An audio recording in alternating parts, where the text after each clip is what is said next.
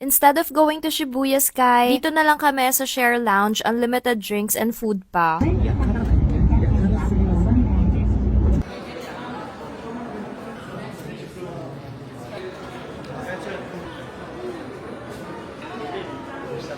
Hanap tayo ngayon ng makakainan natin.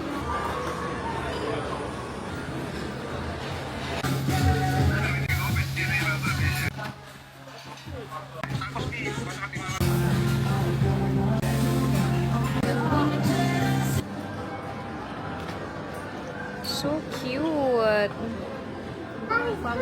Saan to located sa? Anong floor nga to? It's located at Shibuya City Square.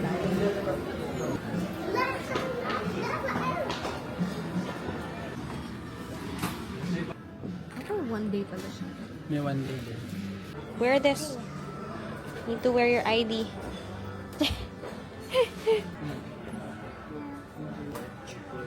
Kumuha kami nitong access to the shared lounge. And makikita nyo dito yung Shibuya Crossing. So dito muna kami tatambay and coffee. Si Sophie magkukuha. This is the city of Japan.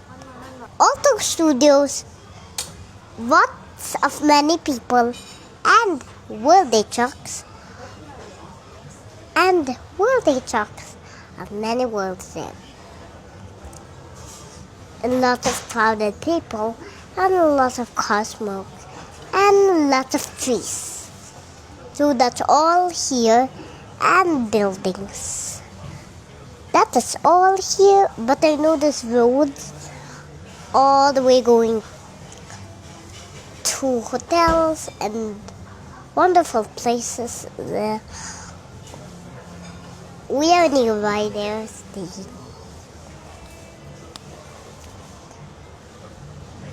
We are only nearby F with many good trains. Blah blah. Do your own things like that. Blah blah.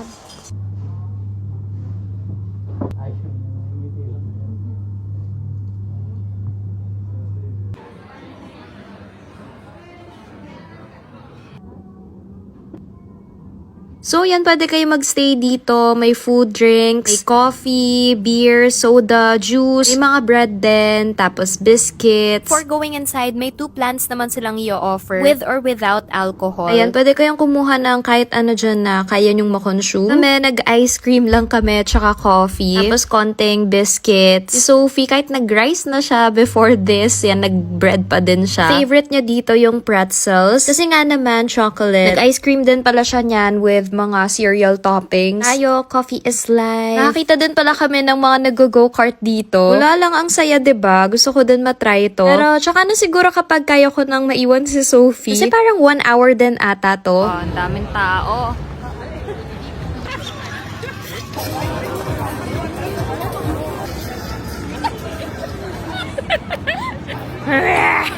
Opo!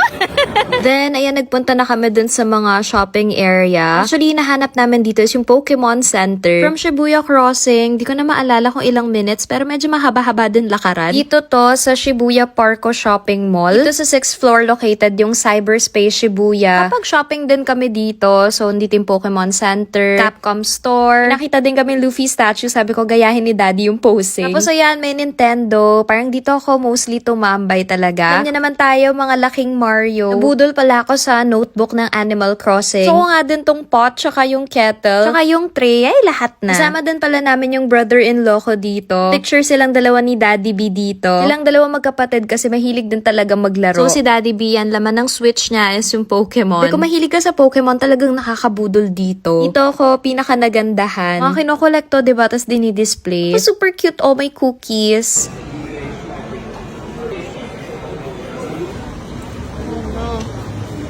Then, hindi namin alam, may Disney store pala dito. Siyempre, hindi namin pinalampas yan. Pumasok kami and namili din kami dito ng mga pampasalubong. Going up the tower.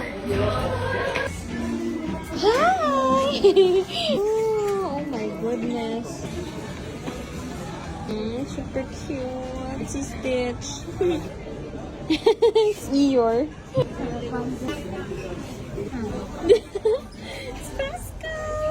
Nakakaaliw yung Disney store dito. May 3 floors, tapos pa-spiral yung staircase niya. Kung paakyat, parang feeling mo nasa tower ka ni Rapunzel. Aside sa pasalubong, sabi namin kay Sophie, we can buy 1 item for her. Nahanap niya si Snow White, kaso ito lang yung nakita namin na related kay Snow White. Saka yung doll, which is medyo malaki kasi. Pero ito, sa top floor, finally nakakita kami ng related sa mga princesses. And meron silang cottage ni Snow White. May kasama pa ngang dwarf, which is si Dopey. Tingin ko ako yung mas tuwang-tuwa and mas gustong mag-collect nito. Ang ganda nung kay Rapunzel. Ang mahirap lang pala dito sa Japan is para maging tax-free, bawal mo siyang buksan. Kung medyo marami kang bibilhin, medyo mahirap yung pag-plan sa pag-empake.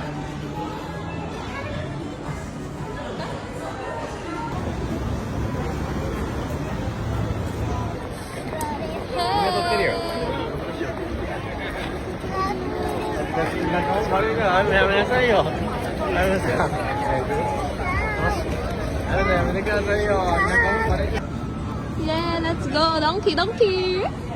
Last stop namin before umuwi is nag-donkey kami. Every time na uuwi kami, nadadaanan namin to. So, karamihan ng pinang-shopping namin dito galing. Itong product na to, hindi ko pinalampas yan kasi yan talaga yung gamit ko since last year. Ito yung Matamage hair styling stick. Mas wala lang na-amaze ako dito sa packaging ng makeup na to. Ang ganda sobra. Ako ba, ba't ganun ang cute ng mga gamit dito sa Japan? Oh, yun lang muna. Love, love!